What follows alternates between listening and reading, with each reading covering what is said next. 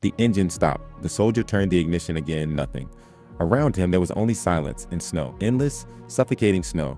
His breath froze in the air as panic slowly replaced discipline. This wasn't how it was supposed to happen.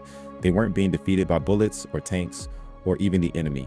They were being defeated by something far more invisible, a mistake. A decision made months earlier, now unfolding in the most brutal way possible. In 1941, Nazi Germany stood at the peak of its power. In less than 2 years, its armies had conquered most of Europe with terrifying speed and efficiency. Poland had fallen. France had collapsed in weeks.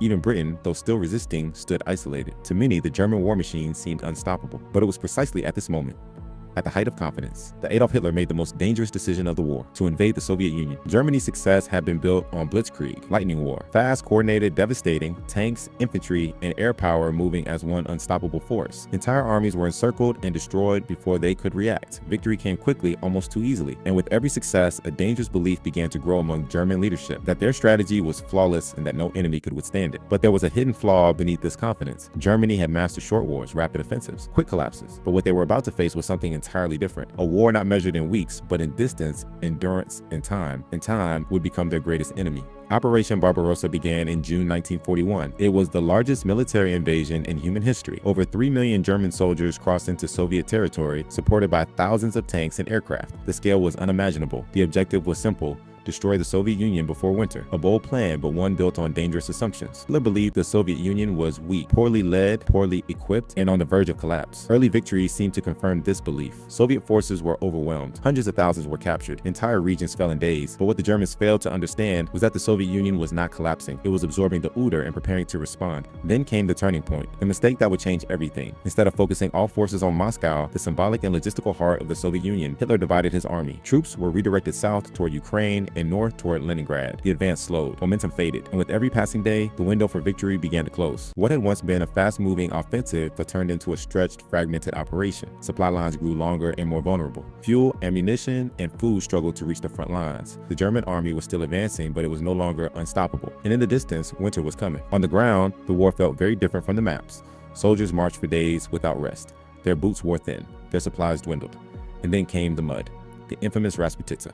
Roads disappeared into thick, endless sludge. Vehicles became useless. Tanks sank. Trucks stalled. Entire columns froze in place. The war simply stopped moving. For the soldiers, this was the beginning of a nightmare. Exhaustion, hunger, and uncertainty took hold. Letters from home stopped arriving. The enemy was no longer just ahead, it was everywhere, hidden, waiting. And slowly, the realization began to spread. This war was not going to end quickly. Then the temperature dropped. Not gradually, but violently. Minus 30 degrees Celsius.